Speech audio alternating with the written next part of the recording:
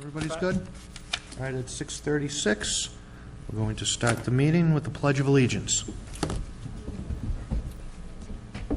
Pledge allegiance to the flag of the United States of America and to the republic for which it stands, one nation, under God, indivisible, with liberty and justice for all. Next on the agenda is the acceptance of the meeting minutes from November 2nd, 2016. I don't see them in the packets. They're not in the packets. Motion that we accept the minutes. Do I have a motion? Second? I have a motion and a second.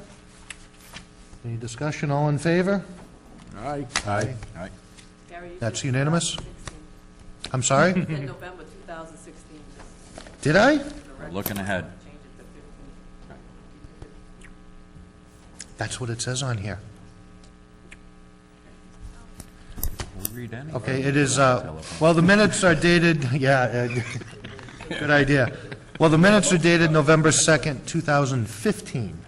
Would we need another motion and vote for that, do you think, Mr. Sure. Valiakonis? I agree, yes. I make a motion we accept the minutes from 2015, November 2nd? November 2nd, 2015. Second? Motion and a second. All in favor? Aye. That's unanimous. Next on the agenda is fiscal year 2017 departmental budgets. So let me give you an update, and then we can review some budgets.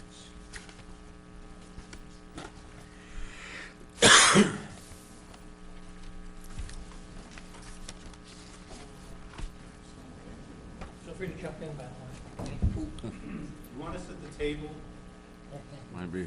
There's a I danger. think that's where you'll end up eventually, right? I think that's right. Greg thinks it's a great idea. I'm sitting next to Ron here. I was not. I don't blame you. See, if I sit furthest to the left and to the right, I'm not in the shot on a regular basis, so. There you go. Uh-huh. Stay out of the crosshairs. You can see he's not Keep afraid. going, okay. He's not afraid of me, so. So, the municipal budgets have been submitted and reviewed, and that was based on the goal of a 2.5% increase, which was consistent with what we looked at for municipal growth, and that was part of the earlier discussion that we had at the budget kickoff meeting back in January.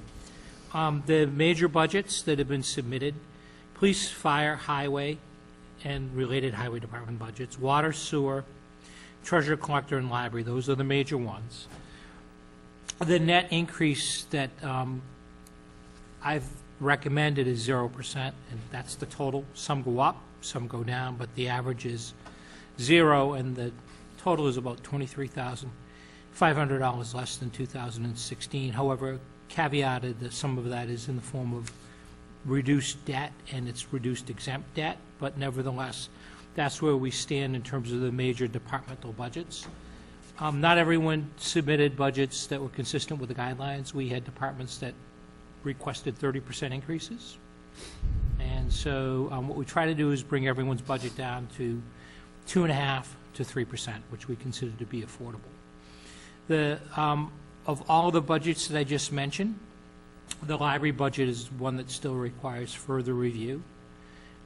The total increase that I'm down to at this point is 12%, or $30,785. The original budget proposed by the library proposed increases between 21% and 30%, so you can see that they're pretty substantial in terms of the dollars that were involved. And I want to thank both Rich and Debbie, who joined me in the budget meetings. We sat down and we met along with the chairman of your board to try to go over these budgets and make some sense out of them.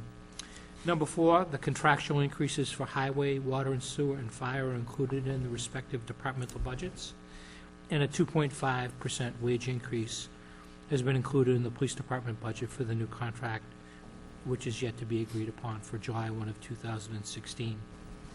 The town is a member of the South Worcester County Communications Center for dispatch with Webster, and it's expected that our costs will be up 2%, including the cost of employee benefits, which is mainly health insurance. The budget actually is going up higher, but because Dudley's share of the total overall budget is down from 33% to 29.5%, 6.7%. Webster is assuming a larger share, and they're not too happy about that, as you can imagine. So the budget was up in order of 3%, but our total overall impact, including health insurance, is about 2%. So it's good news for us. Group health insurance costs are down by 5%. We did budget for 2 benefit-eligible positions in the budget that weren't submitted by departments, and that would be the Police Department Administrative Assistant and the Town Planner. We've had a full-time Town Planner, and decision has yet to be made in terms of whether we will go with a shared service, part-time service, consultant, but nevertheless, we wanted to make sure that we had money in there in case there was a decision made to continue funding the position at its budgeted rate for this year. There are no other changes in enrollment included. So typically what happens is as an employee retires, the employee remains on our health insurance plan as a retiree, and then a new employee comes on board and is added to our rolls. So employees retiring is not necessarily good for the town from a budgetary perspective, because then we end up paying for 2 insurance plans. But there are no other changes that are included in the budget. The water and sewer indirect costs have been updated to include 2017 salaries and wages, and that results in a $39,000 net increase in municipal revenues. So this is the cost that the water and sewer pays the town for providing in-kind services. This is a percentage of all of your, most of your department salaries, a very small percentage of departmental salaries, and I did not change the percentages, so there can be no argument about whether the percentage of someone's time was changed as a result of this exercise. I assume that the percentages that were there were accurate for the purposes of this budget. But what I did do was I updated the salary amounts, because the salary amounts that were there were several years old. People have left, new people have come on board, salaries have changed, operating costs have changed. So as a result of that, went through and did a revised calculation which provides for an additional amount for water and sewer through indirect costs. And I think I have the breakdown. The breakdown is $64,246 for water and $71,651 for sewer. And again, the delta between the change is about $39,000. Number 8, the Bay Path Regional School budget is up 1.48%. And again, this is one of those budgets that's similar to the Regional Dispatch Center. It depends on how many students you have and what the cost is per student. But Dudley's total budget assessment increase is only up $2,365. So that's really some good news. And then the last update before we dive into some numbers is the school budget. Dudley Charlton school budget is projected to increase by 5.1%. So this is the first budget that was put up by the schools.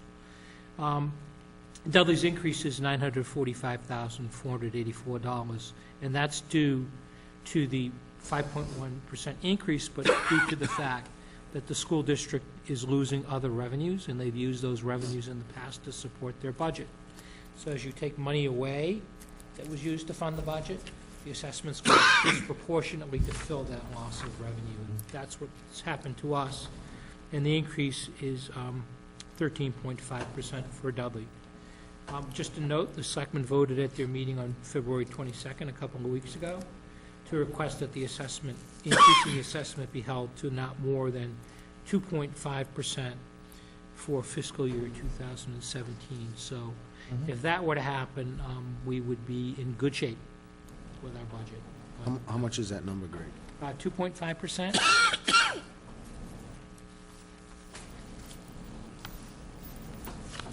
Got it. So the current year assessment is $6,982,715. It's about 130,000.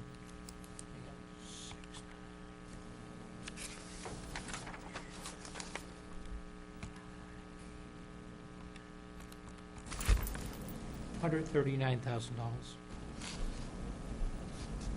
That would be at 2%. Let me just figure it out at 2.5. So that would be at 2 and 6.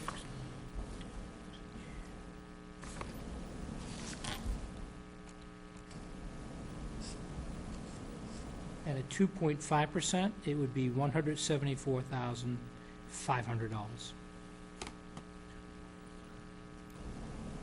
Thank you. So that's, I don't think we're in really much different of a situation than we were a year ago, because we're waiting for the schools. The town budgets are in fairly good shape. I'm not saying that all the department heads are happy with the numbers that I just reported to you, but the goal was to bring the numbers and the budgets down to at least 3%. If someone came in with a budget that was going down, such as the treasurer, we're more than happy to accept that budget going down. But the other goal was to keep all the departmental budgets at 3%. That's good that the selectmen voted to request them to keep it at a 2.5% increase, I think. And I think in years gone by, the school has voted multiple budgets. Rich or Debbie might know better than me how many budgets they vote. I don't know. It's usually 5 or 6 before Yeah. they get to the I final want to number. say at least 5. I've got some room But there. I mean, I can say we don't have the ability to fund a $945,000 increase. The only way that could be done would to be put on the ballot as a Prop 2.5 override. And there's a deadline, I think the deadline for that is like May 9th, May 6th or May 9th. So there's a little bit of time, but, I wanted the superintendent to know that if they stick with that budget increase, we can't afford it.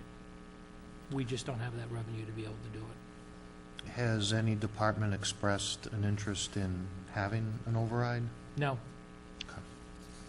No, although the challenges that we have is with a department budget like the library, that there are some real challenges in terms of cutting and deciding how we're going to make cuts there. Because, and we've actually got it, we can print it up and go through it. I know the department heads will go through and summarize the department budgets. I know they each want to come in and have a joint meeting with you and the selectmen and so to speak, lay all of their numbers out and justify as to why they think they should be worth whatever their budget request is. But I wanted to at least give you an opportunity to say that we can get the budgets down to 3. People won't be happy, but I think that's what's affordable. Debbie or Rich, did I miss anything? Oh, I think so.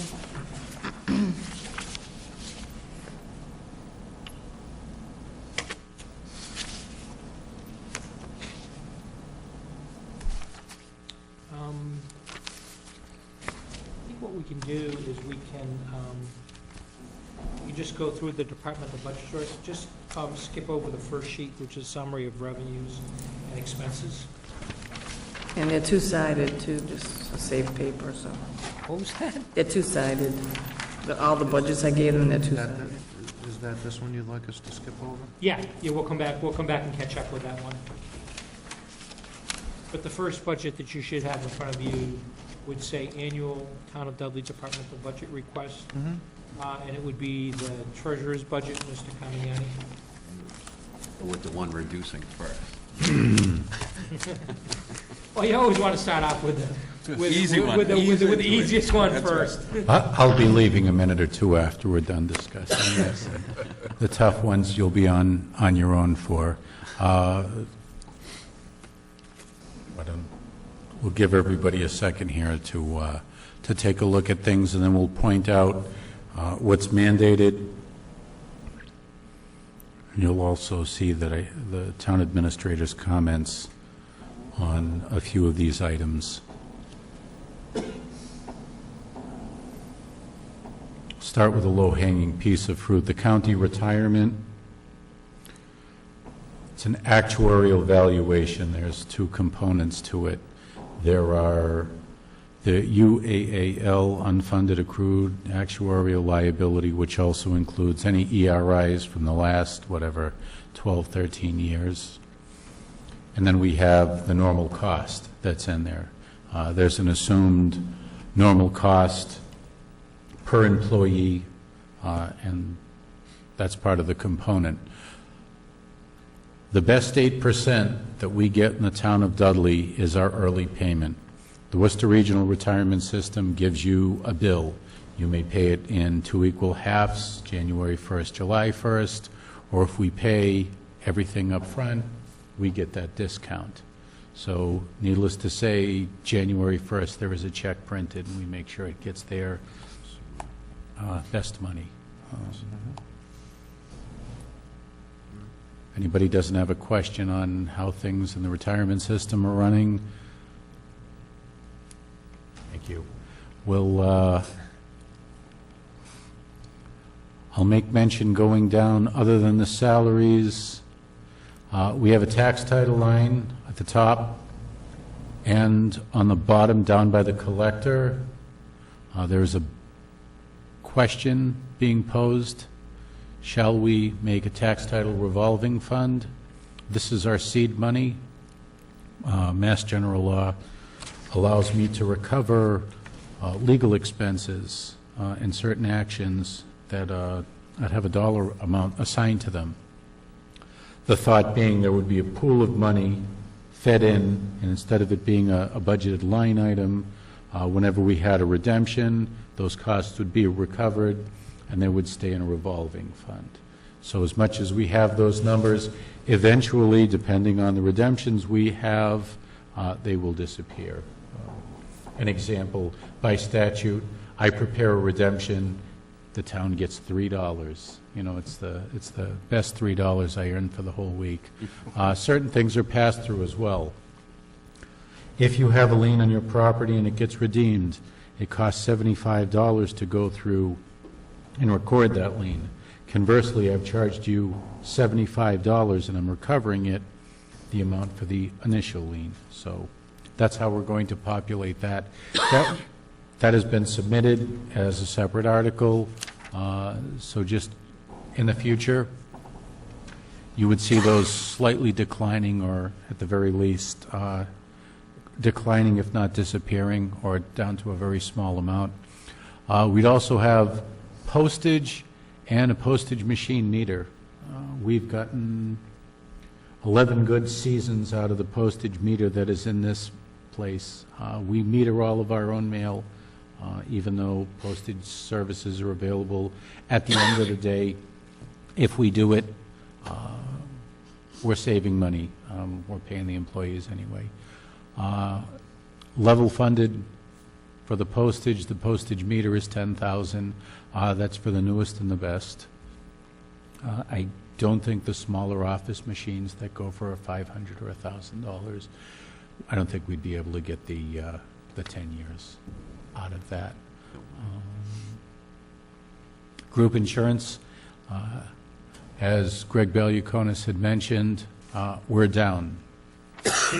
Part of that is there was a portion that we had to pay in advance. Right now, we are in the Hampshire Council of Governments Insurance Trust. We have paid in an estimated 3 months' worth of claims for our exit. At the end of this year will be the end of our second year. In the event we decided to leave in another year, whatever claims would have been incurred up until our exit point, 90 days after, that money would stay there.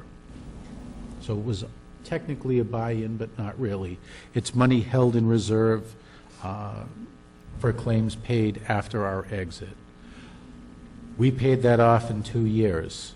So as a result, the $250,000 that we paid in disappeared. I look like a hero because the total costs are going down. Technically, it's money in reserve that the lion's share should return to us upon our exit. Our exit is not going to be anytime soon. We have a 6.6% increase. We are part of an insurance trust. I think as much as 6.6 off of, we'll call it $700,000, is a decent amount of money. Our neighbors are probably paying anywhere between 8 and 10%. I spoke with the broker today. He says the range has gone from 4 to 12. Mind you, some of these costs are the Affordable Care Act. There are certain components of it that affect regular premium-based plans, as well as insured trusts. Okay? Rich, excuse me, so are we seeing the decrease based on claims history, or was it because of the original buy-in? The original money held for future claims disappeared this year. It was whatever, 250, 230, no, 225, something like that. We paid it in for these past 2 years. Water, sewer paid their little proportion of it, so we were at whatever it was, 90 per year for the 2 years. So that 90,000 would have come off, and this is an actual number. Right now, we have our population, and we've just carried it forward. It's real good. Thank you. Our insurance general right now is a standard 3%. We're anticipating a little bit of savings on 1 or 2 of our policies. It's my understanding reinsurance costs might be a little higher. Obviously, I got this quote in January. As long as we're not filing any big claims, I'm going to stave off adding the tightest number I can, because obviously it is based off of claims history. Interesting little note, maturing debt is going down. I guess so. Everybody noticed that. What's not on there? The fire truck. The fire truck's being paid off this year. It's debt excluded money. So our DE1 for last year was 167, and now it's dropping to about 149. So what we had above and beyond 2.5 for debt is starting to come off. So in the event you had a bigger expenditure for something, we could almost level fund the debt and really not change things too much. Really, at the end of the day, 175 or 200,000 across 5,000 tax bills is a very modest increase. Rich, what's left after the fire truck comes out? It's this building still? We have printed it out. Yeah. We have, oh, hey, thank you. There's 2 issues on here for this building. We had the original 5.7, and then there was an additional 1.8. We have a Dudley Charlton. They have 2 debt excluded items on here. A portion of Webster's debt service on their plant and their plant upgrades. There is a Bay Path, Southern Worcester County Regional Vocational Technical High School portion on here, and then the last item was the ladder truck.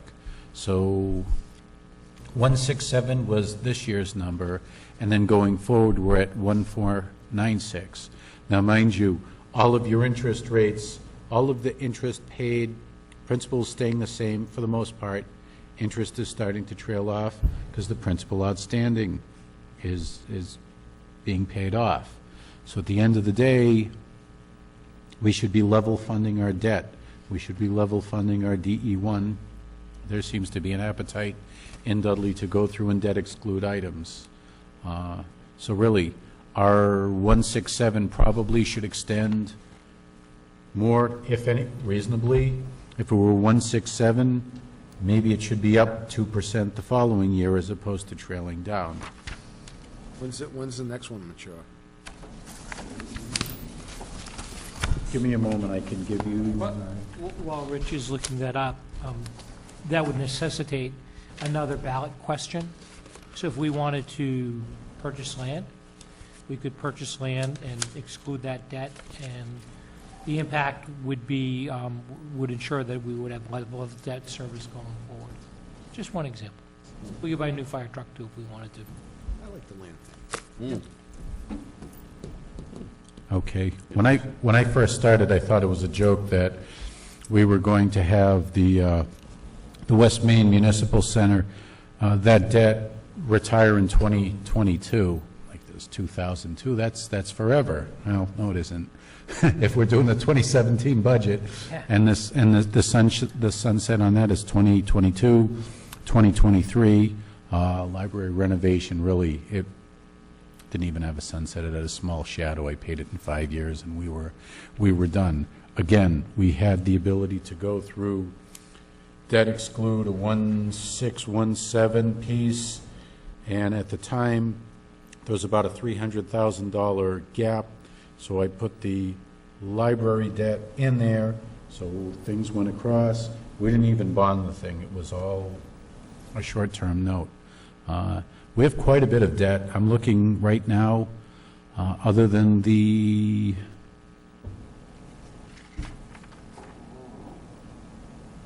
got two 2018s, a few 2020s, 2023. I have no obligation here that says 2024. So really, we should be doing things.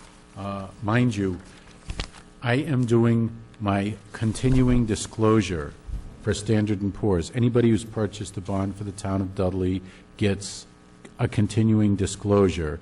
Picture Dudley Charlton's best information, Bay Path's best information, our annual report, sort of formulated into what the market investor for a tax-exempt municipal bond wants to see, and that's what we go through and do. There's always a concern, if you have low debt or no debt, it means you're probably ignoring something. So back to the capital improvement, maybe a larger project. We don't want to be making up a project, absolutely not, but the idea that if there's something bigger, maybe we get a head start on it or start putting money away for it. My opinion. Questions on the debt? No questions on the debt, questions on the savings. So if we're projecting a decrease in these other line items, is it legal to move that other money, like the OPEB trust we've been trying to build up for a couple of years now? So we're not allowed to take those revenue savings necessarily and move.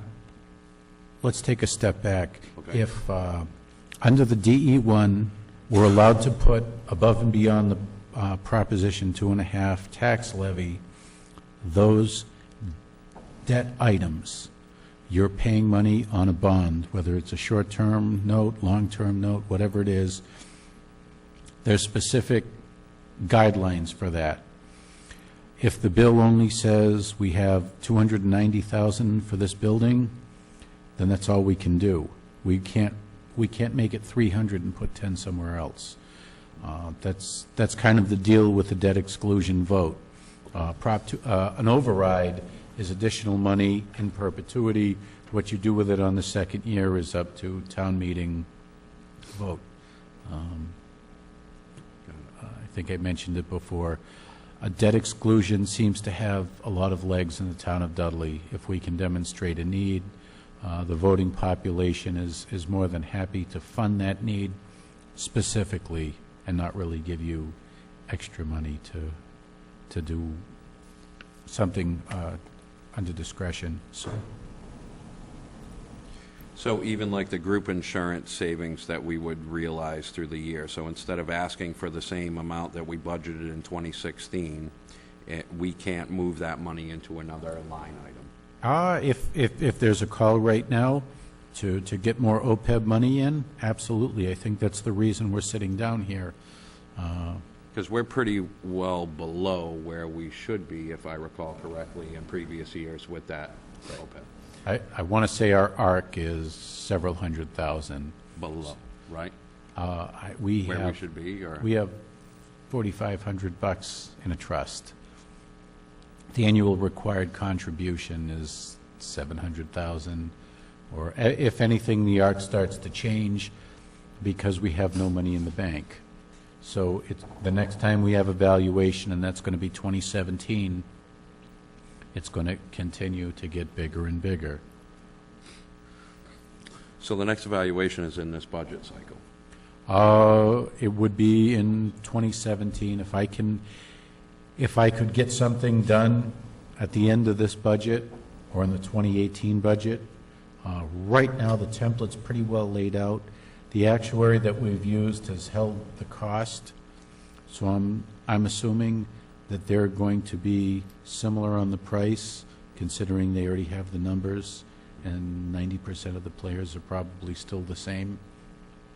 Update your mortality table that the actuaries use, and maybe change your rate of assumption for the return on the money, but I think the town administrator sort of shares our position that we should be putting a few dollars away, but unless we can plop down $500,000, you aren't going to make the Standard & Poor's people smile. It's a fact of life. But not as much about making them happy as much as having a plan to build that number to where we need to build it. So let's say that it's $700,000 that we should have in there as an actual number. 50 years from now, we wouldn't have that money in there unless we have a plan this year, right? Agreed. So right now, this $1,000 is the only $1,000 going into that account? Yes. So that's my only question. If there's money available somewhere, should we be funding that at a higher rate as opposed to reducing the clerk's budget, the accountant's budget? My thought is we need to develop a long-term strategy for funding the OPEB liability. Agreed. And until we do that, it probably makes some sense to put a little bit of money toward it every year as a token, but we really begs a long-term solution. You know, how we're going to fund it. And at what budget cycle do you think we'll be putting some type of long-term solution to that? Because this is my, I think, third budget cycle with the I think town. once we get through this year, I mean, one of the thoughts that we had, just throwing it around, was that we should, for all new employees, we should budget for their salary, we should budget for their OPEB liability. So right up front, we're determining what that is, and we're setting aside money every year for every new position. As positions turn over, then a greater percentage of our workforce will include salary and OPEB obligations. But it's not a simple calculation. We can't take 2% of my salary and 2% of someone that works in another department and assume that it's the same. It's not. Because your health insurance costs will be the same regardless of whether it's me or someone who makes half of what I make. Right. So the trick is, how do you work that number out? And then that's really the issue that needs to be dealt with. So there'll be a study at some point, at some budget cycle, where we look at... We might even have a subcommittee involving members of your committee, because we think it's important enough to do. Yeah. Okay. Because I just think putting money toward it without a plan doesn't make any sense. No, understood, absolutely. But it's one of those things where if you fail to plan, you plan to fail. So it's, There you go. you know, if we're not putting any money in this year, and we didn't last year, and we didn't the year before, at what point do we do it? And does it hurt more 5 years down the road to fund it than it would in this year, I guess is my question. And I'm a novice to it, so you guys are the experts. I just asked the question. It's interesting that you bring that up, because under the Worcester Regional Retirement System, we've sort of signed on the dotted line, and we are part of that group. The $661,000 that we need to pay on July 1st, heaven forbid we don't pay it, we're probably not going to get any of our state aid money or anything like that. And that's only for pension obligations. There isn't a similar mechanism that goes through and forces us to save for the health insurance. I agree with you. A plan is long overdue, and it needs to be put into place. There also needs to be an appetite to invest in the market. Absolutely. Right now, drive anywhere and try to get me 2%. 2% in a commercial account. I know somewhere you can get 2% if you open a new checking account and you get your direct deposit in there, but really, I can't show up with a $500,000 check or a wire that says, I'll take your 2%. They'll smile and send me away with a lollipop. Yeah. But the actuarial rate of return, which is a portion of this, is probably 7.5%. Long ways away from the 1.5% that we earn on a fixed rate securities. All right. Any other questions? The Webster Dudley Municipal, Intermunicipal Principal and Interest, that's part of the debt exclusion. The dispatch assessment, again, I think the town administrator had mentioned that. Collector things at the bottom, the only thing of interest, data processing is up. It's a small contractual increase. What we pay to use Point Software is a fraction of what our competitors cost.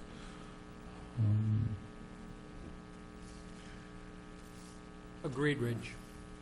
Hundreds of thousands of dollars for the other options. Actually, the gentleman who used to work for, and I won't mention the name, he used to have a crowd around him over at the annual school. He was very generous, and I think their annual charge had a lot to do with it.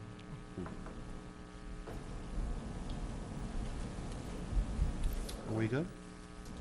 Thank you, Rich. Thank you. Could turn over. Great work.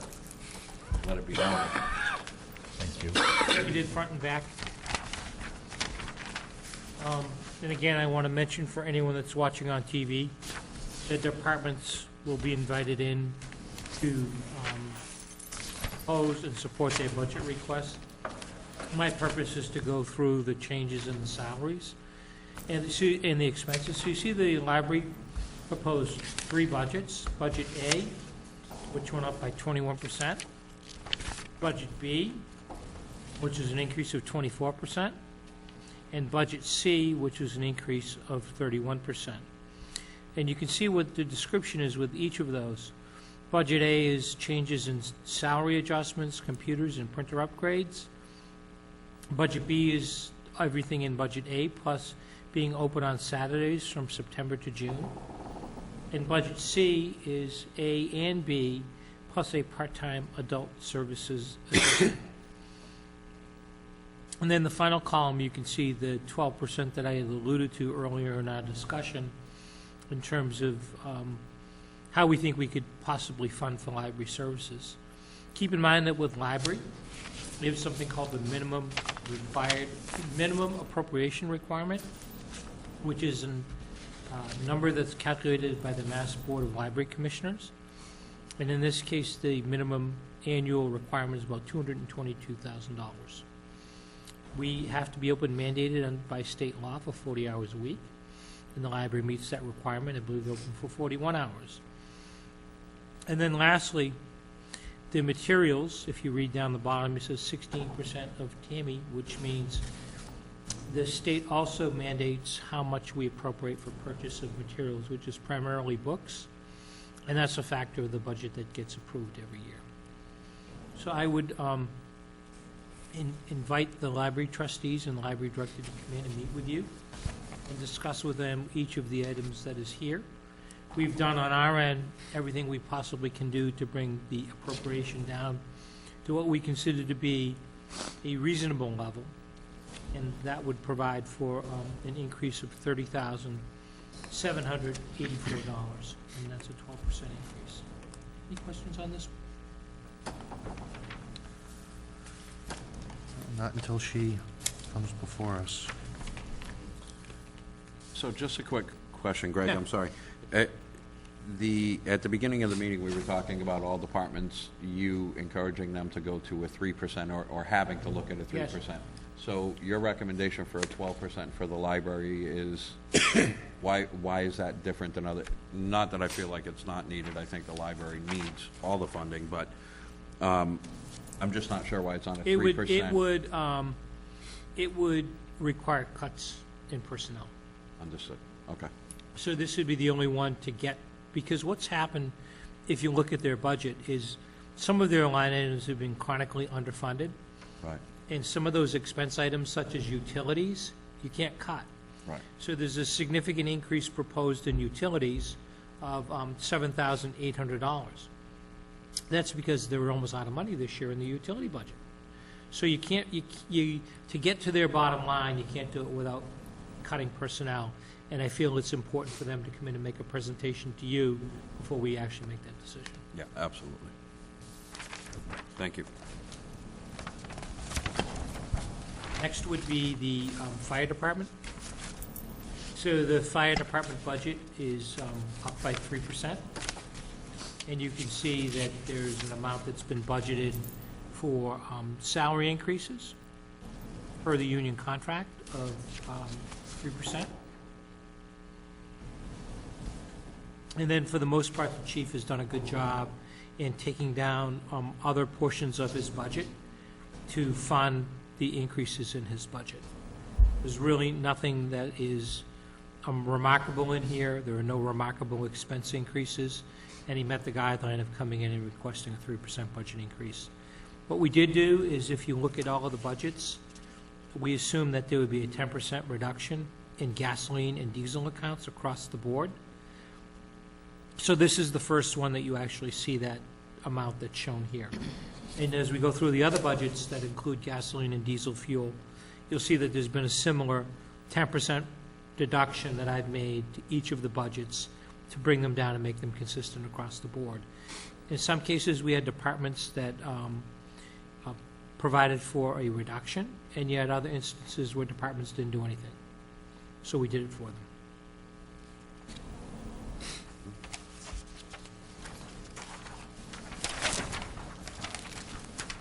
And that is the police department budget.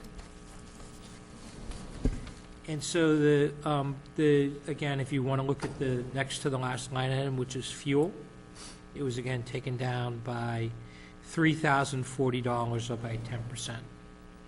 There are some contractual items that were our priority, similar to the fire department.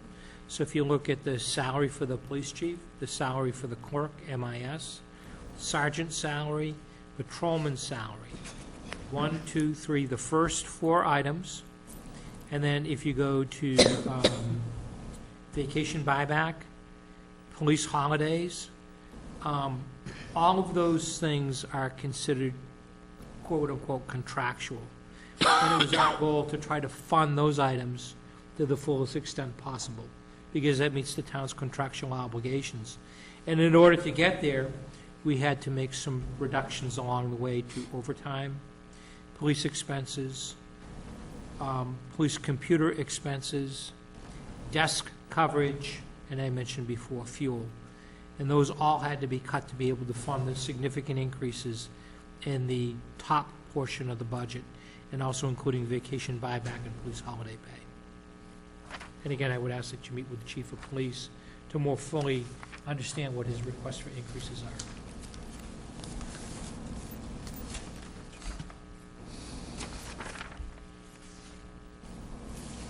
Next one you should have is buildings and grounds for the highway department.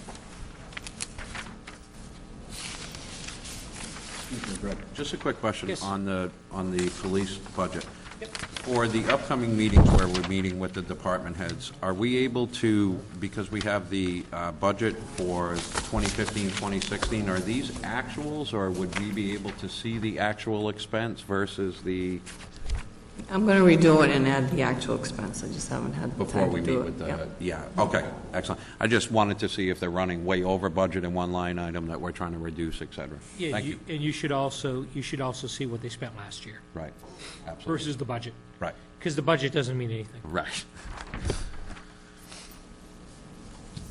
So buildings and grounds. Buildings and grounds is proposed to go up by 3%. And the major items are salary increases for the building and grounds supervisor and assistant. And then by and large, we just provided for minimal funding in the rest of the categories, which we felt were necessary to meet the needs of the department. The total increase is $4,065.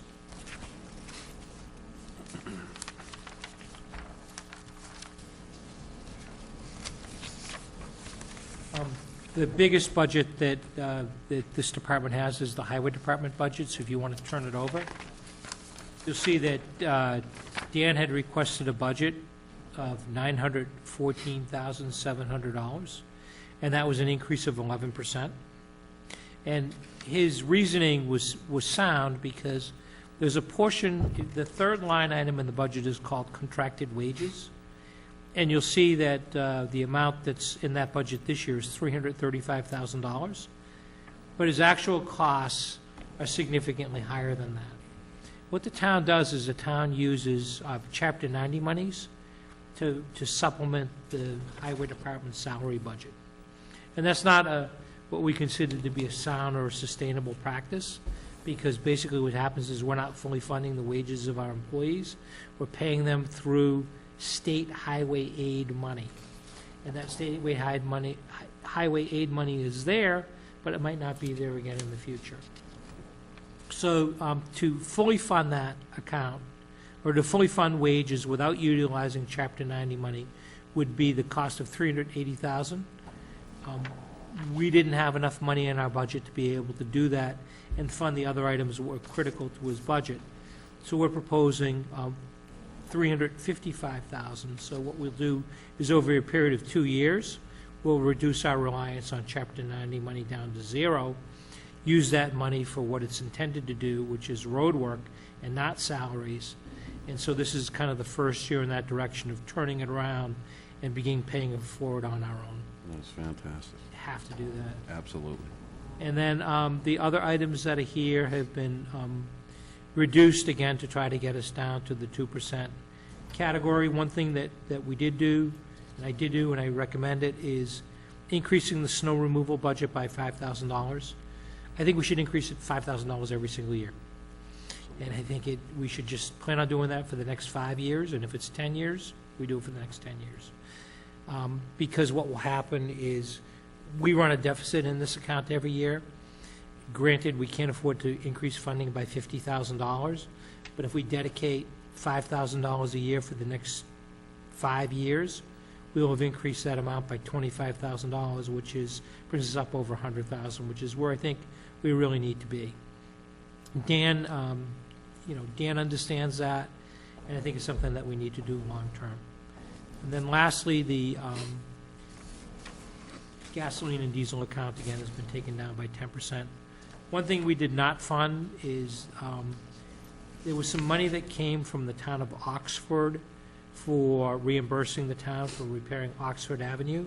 It's a long story, but the town of Oxford put in a sewer line along Oxford Avenue a number of years ago. The town was successful in chasing them down for that money.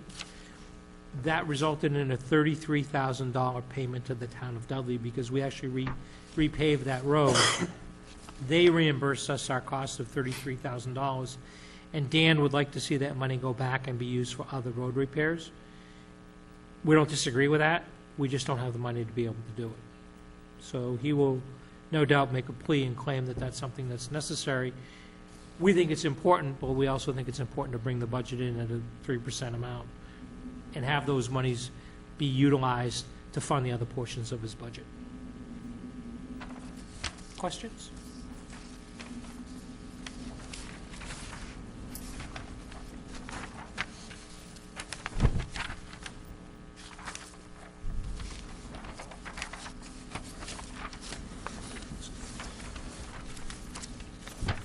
What's the next budget we have? Buildings and grounds came up And again. we went through that. Recycling center, tree warden. Oh, I had, sorry. That was my error. Recycling center and tree warden. That's one I had two of them. So then I must have your buildings and grounds. Look at There you go. Does anyone have a recycling center and tree warden? No, An we're extra all one? set. Does anyone have an extra? I had recycling an center? extra one, I gave it to him. I do not. Oh, you don't? Here, we can read off the same paper. Brett. No, wait. I might have. Recycling center and tree warden. They're little. Should be on the back of the recycling. Recycling center. Thank you, Debbie. So let's start off with recycling center. This is fee funded, but we still feel as though it's important to stay within the budgetary guidelines regardless of how a budget is funded. Because if this budget would go up by 10%, then we'd have to raise our fees accordingly, and that's not something that we wanted to do or take lightly. The major changes in the budget is the fact that the town has to pay for disposal of its recyclables or its recycling goods.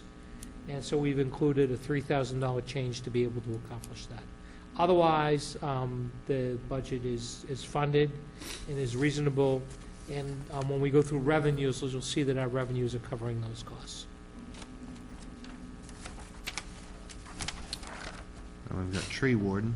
Tree warden.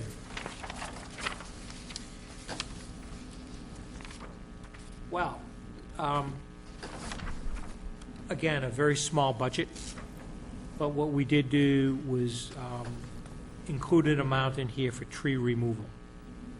And it is, the total amount recommended is $8,250.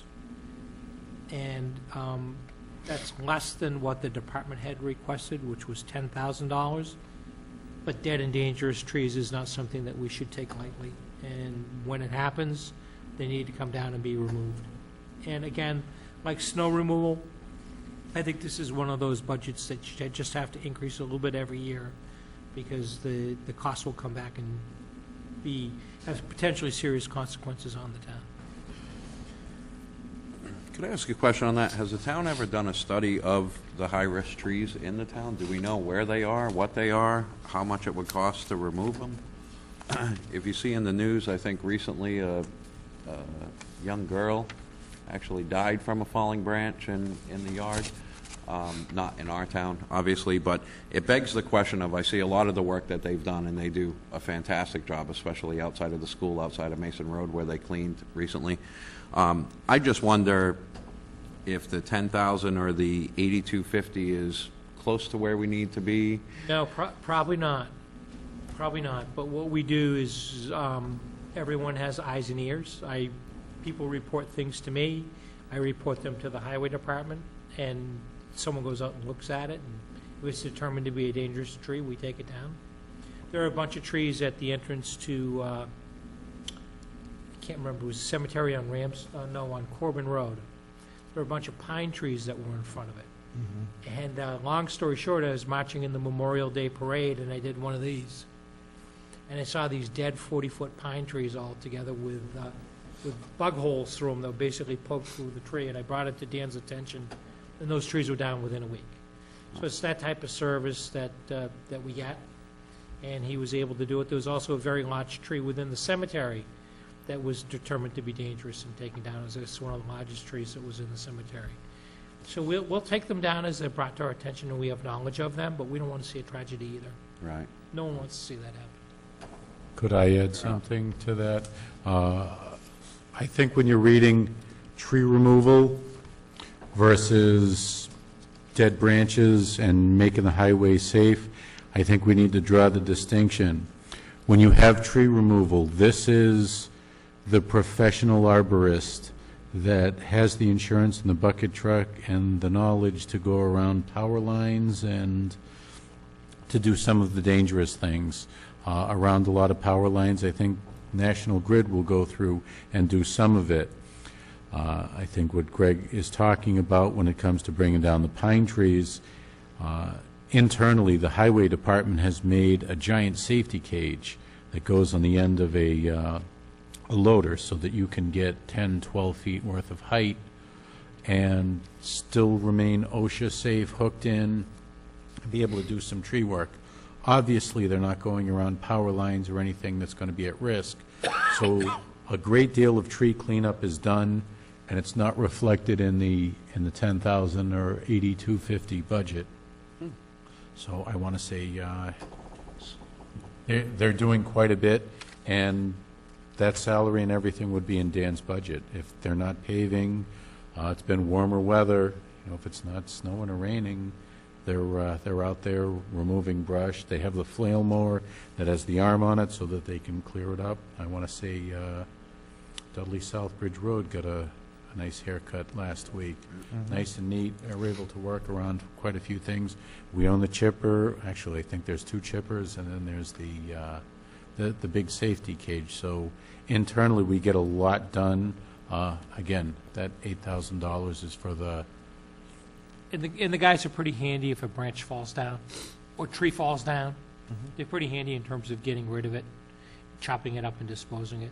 The fear is obviously something that's intact and still up in the air. I can't imagine the volume of work that they have, and I've seen a lot of clearing and a lot of those things going on, maybe attribute it to the warmer weather, whatever. But is he doing that out of his building and grounds budget? Nope, that's regular highway. That's Oh. highway. Wow. Absolutely. Amazing that they- There's a misnomer. the taking for a road is not necessarily where the pavement ends. I think Route 31, Dresser Hill Road there's a 60-foot wide section there. Obviously, there's not 60 feet of pavement, so all of those things that sort of hang over into the road really are on town property. Certain older roads, I'm guessing like West Street, probably is only a 28 or a 30-foot road. So depending, and again, Highway Superintendent, he probably has the source documents. He's got the original maps that go through and say, okay, there should be a marker at this intersection, and you can kind of eye out that 10 feet on either side until the next intersection, and that's what they're taking care of. Oh, amazing. Sewer and water departments. We can start with sewer. So, as you know, one of the main tenets of this budget is the fact that we have a combined water and sewer superintendent, which is reflected here. And again, I want to raise the caveat that the water and sewer department should come in and meet with you to more fully discuss this budget proposal. But by and large, the budget that's submitted is the sewer department budget is down slightly because of the changes in personnel and the fact that we no longer have a full-time sewer superintendent. And some of the other costs have also been adjusted. Mainly the major increases would be in the area of overtime, which has gone up by the sum of $10,910. The indirect costs, which I previously had mentioned to you, by $21,827. And then also their operating expenses have gone up additionally. There are a number of other offsets, including insurance, group insurance, and debt service, which have gone down, resulting in a total budgetary impact of a reduction of 1%, or $13,024.60. Great debt management. And then similarly on the water department side, you see the same thing. Where you see things like the office clerk that's gone up by $9,289, if you want to turn it over and look at it on the sewer department side, you'll see that the office clerk salary has gone down by $6,913, and that reflects that they are funding items 70% through the water department and 30% through the sewer department. So they're redeploying how they pay for and distribute their budget. So there's not really a remarkable change. It's just that how they're paid for is reflected in this budget. The other items that are of interest as you go through this budget that have changed, again, group health insurance is down by $15,751. Debt service is down by $21,367. And on the increased side, their cost of chemicals, which is under budgeted each year, is up $10,000. And the calculation for their indirect costs is up $19,749. And as I mentioned to you earlier, for anyone that may have been tuned in late, indirect costs were adjusted to reflect the changes in salary and operating costs of municipal departments. That was not accurately reflected in prior year indirect costs, and they have been updated to include actual numbers, and that's why these costs have gone up accordingly. There's been no change in terms of the percentages between how they're distributed between the water department and the municipal departments. That is something that we will do 1 year from now. And that represents the major budgets. The only other budget that is of some significance that we would want to talk about, and I don't have it in front of me today, is the town clerk's budget. And the town clerk's budget reflects the costs associated with the presidential election in November. So we have no choice. It's what you call a must-fund budget. We have no choice. We will fund that budget, and if we have to cut other budgets to be able to do it. But these are kind of the major ones. There are a number of other smaller budgets that are involved, but I think these are the people, along with myself, that you want to bring in to meet with you at your upcoming meetings. Questions? Do we have any, I'm sorry, do we have any salary increases written in for Yeah. town employees? We have 2%. Fantastic. 2% unless there's a union contract that calls for a higher amount. So fire is budgeted at 3%, and water, sewer, and highway is also budgeted at 3%. But non-union town employees? 2. Fantastic. 2. Sure, they're fantastic. Yeah, It's good that we're looking to increase. remember, that's cost of living. There's also an opportunity for employees to be awarded merit increases, but we won't approve our merit pool until the fall town meeting. So merit increases are given out beginning in January of each year, so we don't budget for them at this time. We'll budget for them in the fall. And what's the merit increase percentage? Up to 2. Up to 2? 0 to 2. So 2% cost of living and opportunity for an Up to additional 2. 2%. 2 is the maximum that an employee can receive. So the employee could get 4%. There's some insight? It's not bad. And that's my question right there. If you might want to take a look at the revenue report, which was the thing that I told you to skip over. And I don't mean to have you skip it over. But if you look at the right-hand column, anything that's shown as a negative is good. See, this is municipal budgeting, if things are in reverse. So you see a negative 307.85%. That's good. That means that we have collected substantially more in revenue than what we've budgeted. And where you see a number that's closer to 100%, those are areas that we're lagging in. And a lot of those are small, and the revenue collection is not necessarily linear. For example, one of the first things that you would look at is motor vehicle excise tax, which is about 6 or 7 line items down. It's a really large number. So the current year budget is $1,150,000, and we've collected, as of this date, $205,864.75. However, Rich, could you apprise me of the date that the major commitment goes out in the spring? Oh, I knew I had to sit up here for a reason. The Yes. major commitment goes out in the spring. The major commitment went out middle of February, due March 18th. So really, we don't have February numbers on here. So it's not bad. I hit 18% of my goal without the $1 million 10,000 excise going out. So really, middle of March, we should have everything that we needed. Along those lines, if you go down, Yeah. no, Go ahead. didn't want to speak out of turn. A lot of these things, the number that's being budgeted, really we have no control over. Personal property taxes, it's whomever's doing business that isn't incorporated. Real estate taxes, reasonably, we have our big February 1st payments in there, so I'm anticipating that to be less than 30%, 25%, because we have quarterly. Keep rolling down. Again, motor vehicle excise, interest penalty, interest and penalties for real estate taxes. That's a home run. We crushed that. We're 307%. Yeah, surprised they don't walk out every day to a flat tire, but Or worse. It's good hound dog stuff, though, to get that. It's good. yeah.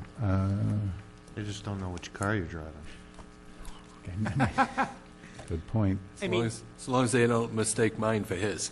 Absolutely. The ones that kind of give me angst if I look at this list is 2/3 of the way down, fire department ambulance fees, 50.10% remaining. That could be due to the fact that the bills typically lag. They come in from a third-party collection. But it's something that bears watching, because this budget item not only funds the fire department, it funds other municipal departments and sources. So this is certainly something that we want to keep on top of. And we also had assumed some additional debt service in the fall when we approved a remount of an ambulance, and it was predicated on us having sustainable and growing revenues here. So it's just something we want to watch.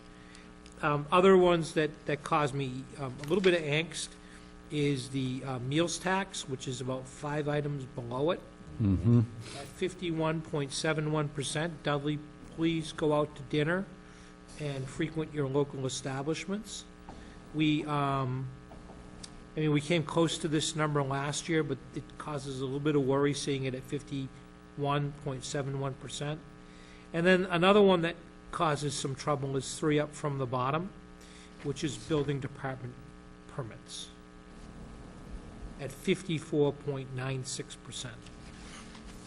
And again, that one may be reflective of the fact that we just came out of the winter season and people haven't permits yet for springtime, and that very well could be what it is, but it's just something to watch.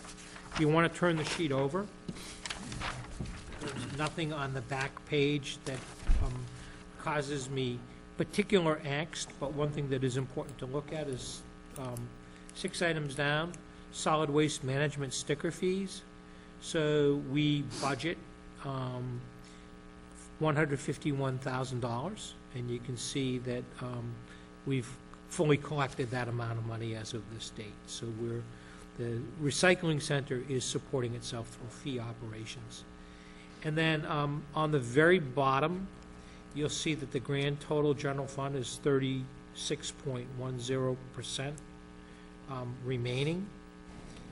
If you want to look at it in a linear sense, it should be somewhere around 33%, but the equation's not that, it's not that straight. You know what I'm saying? It's not like it's 8.4% every single month. There's some variance. Debbie, I don't know if you have anything to add, because you're kind of staying on top of this stuff. Well, I mean, like the lottery aids and everything that we get from the state, they don't send that every single month. Lottery aid, they do send at the end of the month, but it's not reflected here yet for February. But the rest of the state aid, it kind of just comes in willy-nilly, so those, we're going to get them. They're just not here yet. And some of those are really big numbers. One thing we don't show in here is payments on tax title property, right? It's on here. I want to say the flip side. Interest, penalty, tax titles, Oh, tax liens redeemed. there we go.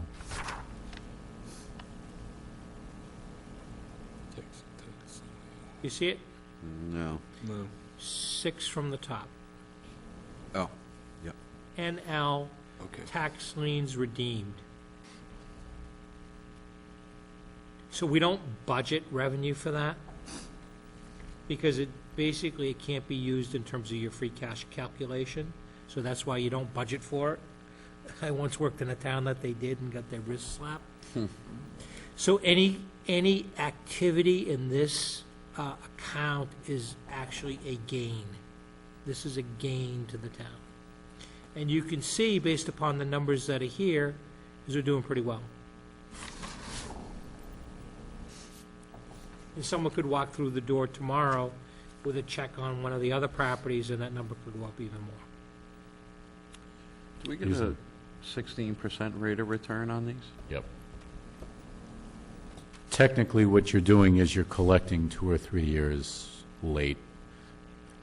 You go through, by statute, perfect the lien that the assessors have put on by assessing the property and making the commitment to the collector, and more importantly, you go from 14% to 16%. Once we have the lien in place, you have that flexibility to collect more than the 3.5 years beyond it being assessed. So really, if I hadn't placed a lien on a 2012 real estate, December 31st of 2015 would have been the last day I could have taken any action on it. That is, of course, that the original owners still own it and it hadn't been sold off. But really, at the end of the day, we're collecting everything in the year we're doing it. That's one of the things on the continuing disclosure. We, not quite 99%, but close to 98% for 2016 was either collected or liened before the close of the fiscal year. Seems a bit draconian, but at the end of the day, you don't want to be having an argument in September that somebody missed a May payment. really, we put the lien on it. We secure our position so that the mortgage company goes through and just writes a check. The lion's share of my collections on a redemption on a tax title is the homeowner didn't make a payment or missed a series of payments. The bank goes in and secures their position, so. Must be almost a full-time job for that. It is. I'll bet And- it is. and I've those- seen 'em on the And those registry. those liens are important, because if the lien's not filed, it counts negatively against the town's free cash calculation. We all sit here and pull the hair out of our head and wonder why free cash is as low as it is, because it's something like that, that if it's not done on a timely basis, burns the town. Right. And again, it's sort of money in the bank, but you can't plan on you can't budget expecting to do anything. Right. But I know on the registry of deeds, when you look it up, there's a whole lot of time and effort put into collecting that money. So, again, good job. Amazing. Debbie, I'm sorry, do you have anything that you want to add? On the state payments, it's almost $1 million, so I just added them up, so we will be getting that money. And the transfer from enterprise, which is the indirect, that's $96,000, which we'll be getting, but they haven't given us the money yet, for water and sewer, so. Sure is. That's about it. That's it for fiscal year 17. 2017. We've got next on the agenda fiscal year 15 annual report. Yes. And since Michelle is not here, Table Well, that to I would the ask you next. to table that. We don't need to vote, we can just table it. Next, we've got miscellaneous. Does anyone have anything miscellaneous? Anything? Going once, going twice? I'll entertain a motion to adjourn. I make a motion to adjourn? Second that. Motion and a second. All in favor? Aye. Aye. Aye. Motion adjourned. Meeting adjourned, sorry.